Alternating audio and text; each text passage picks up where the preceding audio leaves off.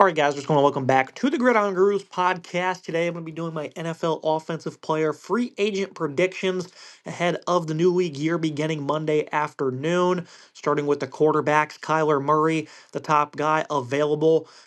Cardinals are moving on, took him number one overall many years ago, and this is a guy I still think's a top 15 talent in the league at the position. Yeah, he's a little undersized, but he's got tremendous speed.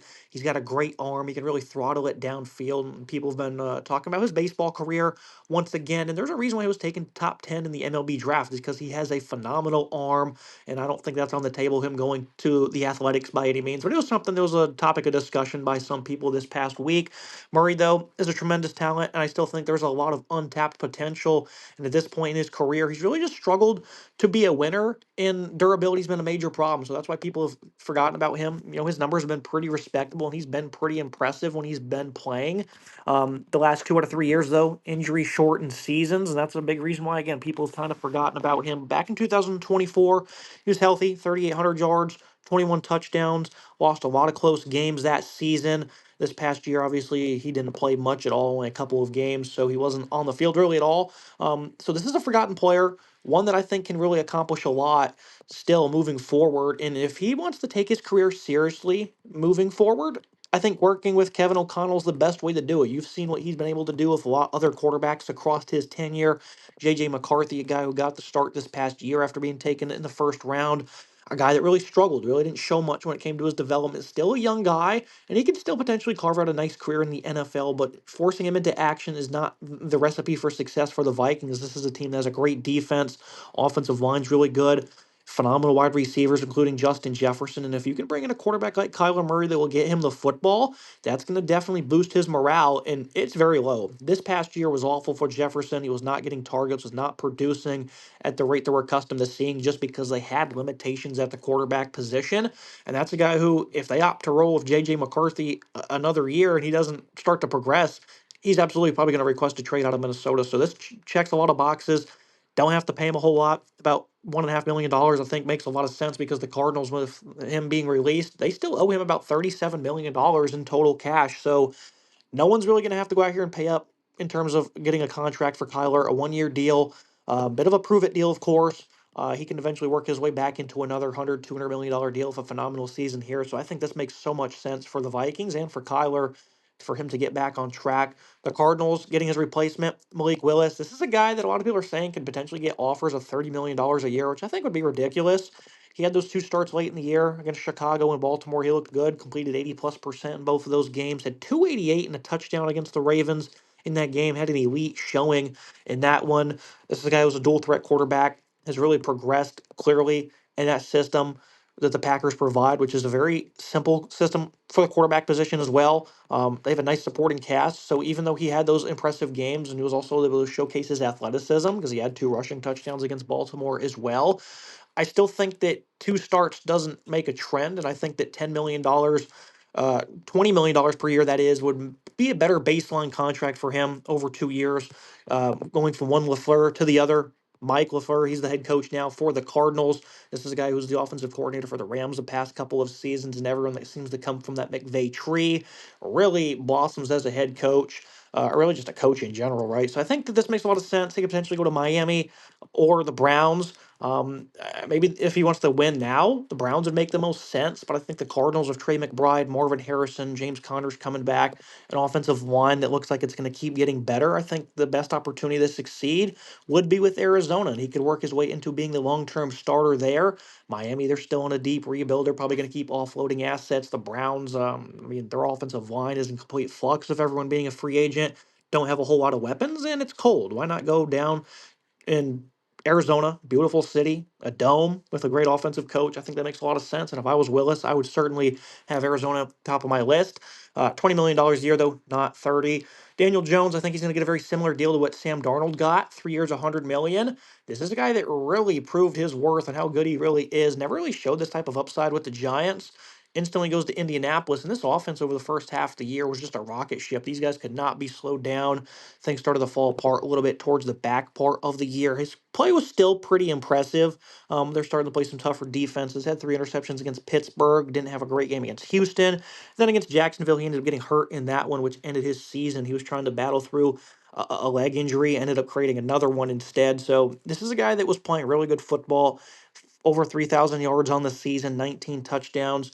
This offense in the first part of the year, though, everyone remembers they could not be slowed down. Jonathan Taylor was going off. This passing attack could not be stopped. Elite on third down. So I think Daniel Jones, he got the transition tag, I believe, but I think they're ultimately going to re-sign him $100 million over 3 years. Makes a lot of sense, and I think he's earned it. I don't know if they're going to give him another 1 year deal. Maybe that's possible because of the injuries, but I think Jones makes a lot of sense to give him an extension that he's clearly earned. Moving to the running back position, Kenneth Walker, the top guy on the block. The Seahawks are just in a tough position. I know they have like $70 million in cap space, right? But this is a roster that is going to have a lot of guys due for extensions. The offensive line, they just gave out a handful of them too, so the cap hits are going to rise in the coming years. A lot of guys on defense for that Super Bowl winning team, Jackson Smith and Jigba as well. So they kind of have no choice here but to let Walker move on because they can, go out there and find a nice replacement at running back because this is a position that isn't as highly valuable as the other ones in the NFL. And I think they like Zach Charbonnet, even though he's coming off an injury. So Seattle will figure things out. They're just not in a position to offer the type of money that somebody like Washington can, even though they'd love to have him back. $15 million per season for a team that needs to keep bolstering the talent on offense. Jaden Daniels is tremendous. But the rest of the roster still needs a lot of work. The running back position, I know Corey Krosky Merritt was really impressive last year, but Walker's explosive, especially outside the tackles. They need more pass catchers as well. So I think the Commanders need to get a little more aggressive this offseason when it comes to beefing up some of the weaknesses. So I think it makes a lot of sense there. They're going to go be the highest bidders for him. Travis Etienne to the Kansas City Chiefs, the Jaguars. Don't have a lot of cap space, so they're unfortunately going to have to let him walk, which, this is a guy that was a great core of this offense. But again, they have other plans, I think, for the running back position to kind of offset the departure of ETN. The Kansas City Chiefs can get him involved as a between the tackles runner and a guy that can get involved as a pass catcher. Really shined this past year in the pass catching game. Patrick Mahomes, obviously, is a guy that's going to get you the football, either when it comes to check down, screens, or just downfield. And I think ETN can definitely be a guy who runs a lot of routes. And I think he can be a nice third down back for the Chiefs that need to also get better at the running back position. It's not bad right now, right? But it's certainly towards the bottom part of the league, and their run game was just not very good last year. So they need more explosiveness, and ETN should be able to provide that for about $10 million per year. Tyler Algier, a guy I think is going to have a lot of suitors. I don't know if he's going to go be a running back one somewhere, and maybe even Seattle will look to go get him. He'll be a nice fit, right? But I think this makes a lot of sense. Him to the 49ers, $7 million per season. I don't know if this will be the strongest offer. I think someone will definitely potentially look to offer him maybe $10 million per year. But this is a good opportunity to go be the RB2 in Shanahan's rushing attack. Christian McCaffrey last year, really banged up. He's starting to get a little bit older. He's not going to be able to touch the football as many times as he does per game. What is it, like 20, 25 at least every single week? Algier would be a great running back too. The run game would have zero fall off. I think he's just an ideal fit for that offense, and he's going to be able to spell CMC often, and you're not going to lose that effectiveness on the round. So I think Algier to San Francisco would be beautiful. I know they don't have a whole lot of money themselves, but I think this is a worthy investment into their backfield. Moving to the wide receiver position, Mike Evans, this is a guy that I do think will ultimately return to the Buccaneers, but I'm going to make a prediction that if he doesn't, it's going to be going to the LA Rams. This is a team, they have a good amount of cap space. They don't have a whole lot of pending free agents. Cameron Crawley just got re-signed. Other than that, they don't really have a whole lot of guys that they need to bring back this year. So go handful of guys on 1 year deals. Veterans like Mike Evans, Matthew Stafford. This is likely his final season before retirement. Let's go all out. Let's load up this offense. Let's get him another weapon.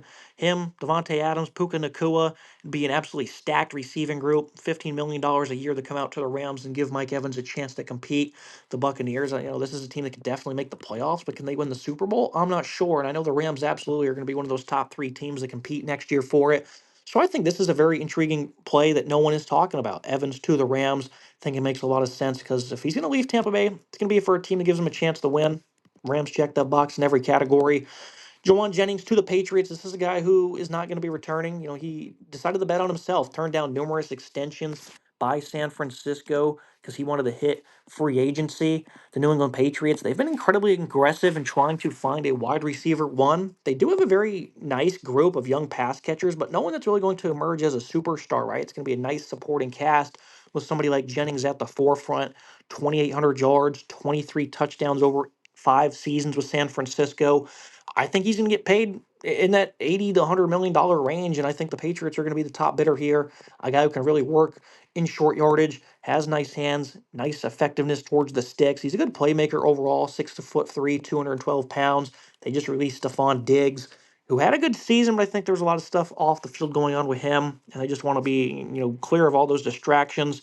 So Jennings is going to come in and be that wide receiver one, in my opinion. 100 million over 4 years for New England. Alec Pierce to the Raiders, and I think this makes a lot of sense. A lot of people think he'll get upwards of $25 million per season. I'm going to stick around 20 for now, even that's probably not even going to be accurate because I think teams will definitely overbid for his services. This is a guy who we knew would probably be a really good player coming out of college just because at Cincinnati he won with physicality and impressive ball tracking skills. But at the combine, he ran like a 4.40, and I was like, wow, that really opens up what he's going to be able to do at the NFL. Very consistent career, all 4 seasons with the Colts, 500 plus yards, coming off a career year for Indianapolis. I know they'd love to have him back, but they're just going to get outbid. He's going to hit the open market, and they're not going to be able to match some of the offers the other teams will. I think the Raiders, their receiving group needs a lot of help.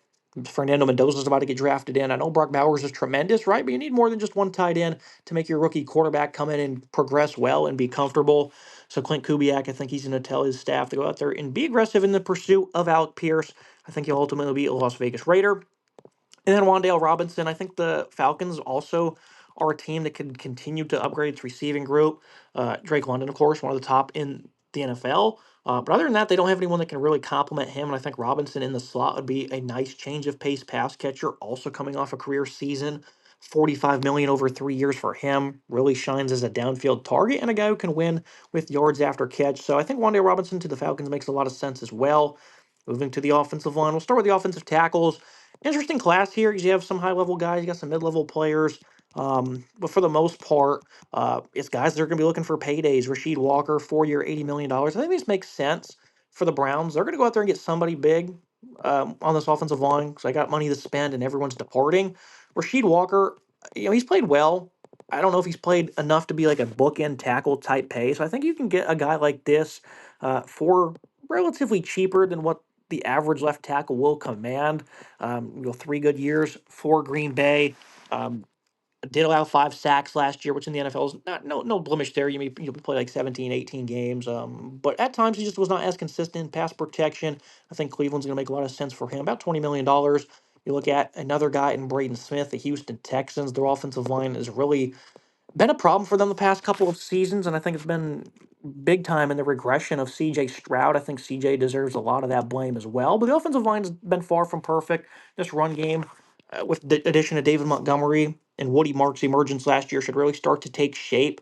You have some young pass catchers as well alongside Nico Collins, and you can really turn this into a special offense. The O line can really start to uh, get pointed in the right direction. Braden Smith at right tackle was tremendous for the Colts.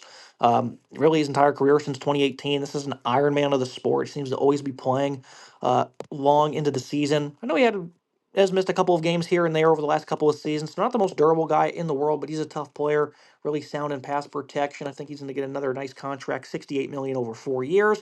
And then a surprising addition to the open market, Taylor Decker. This is a guy that was not able to reach a new contract with the Lions, so they let him go, and he's going to be on the free market. He's been one of the top left tackles in the NFL for a long time. He is a relatively older player. He'll be 32 years old in this upcoming season, so I'm not really sure if teams are going to be, willing to give him a longer term extension. I think a 2 year deal is appropriate for him. The Bears, they have an opening at left tackle, and I think this makes a lot of sense for him to go to Detroit, to an in division rival. He was very stout last year. Maybe not as consistent in run blocking, but he's always been a very sound pass protector throughout his career. He's never had a poor season that I can think of since he got drafted in 2016. This is a very stout player, 6'7", 318. He's going to be a nice veteran leader to come in for this offensive line that also is still kind of in flux. I know the Bears made a lot of good additions last year, but Drew Dahlman just shockingly retired. Braxton Jones is going to be a free agent. $20 million per year on a shorter term deal, I think makes a lot of sense, and the Bears will be happy to have him. So I think Decker's definitely going to be the player I'm eyeing the most to see where he ends up because he's going to be an immediate player, an immediate impact upgrade player, that is, wherever he ends up. So Decker's my favorite guy to watch at tackle. Moving to the interior offensive line, have a handful of nice guys here. Tyler Linderbaum, going to change the market for centers. This is a guy that was phenomenal for the Ravens. He's going to likely see a big bidding war. I think you got teams like the Commanders, the Raiders. I know the Ravens would like to get him back as well. You have the Giants that are potentially in play. They don't have a whole lot of money, but I think reuniting with John Harbaugh makes a lot of sense, and I think that's what people are probably pointing to most. I'm not all that confident he's going to be able to get top tier pay with the Giants, though. So I'm kind of hesitant on this prediction. It's probably the one I'm least confident in. But this guy was an elite run blocker, worth every penny. He's going to be in that 20 to $25 million per year range. So, about a 4 year, $90 million deal from the Giants is what I'm expecting. You have David Edwards. Looks like he's going to be the odd man out. Connor McGovern was re-signed just a day ago by the Bills, and they don't have enough money, I don't think, to return both of them. I think the Cardinals are going to come in here, got a lot of money to spend. The interior offensive line's a big weakness. Paris Johnson over at left tackle is the future for them, and they're in position to take Francis Mauigoa at right tackle. We'll see what happens in the draft, but if they do that, and they add Edwards at guard, this offensive line could significantly take an uptick towards the positive side in terms of what this offense can accomplish if they can have an offseason like that. So I think Edwards has been a top guard in the league for the past couple of seasons, has earned a nice 3 year, $60 million deal. And I'm going to be very excited to see what where he ends up as well, because I think he'll be good for anyone on the interior. But I think the Cardinals make a lot of sense. They get him, Malik Willis, draft Malagoa. You're going to really see that offensive line become one of the best in the NFL very quickly. So I'd love to see this offseason happen for the Cardinals. Obviously, it probably won't come true every way you try to predict it, but I think that there's a nice vision here for Arizona that they can accomplish. And then I had Connor McGovern on this slide, but again, he just got extended. So only two interior guys for right now. It's going to be it for today's episode. Make sure to like, comment, subscribe. See you next time.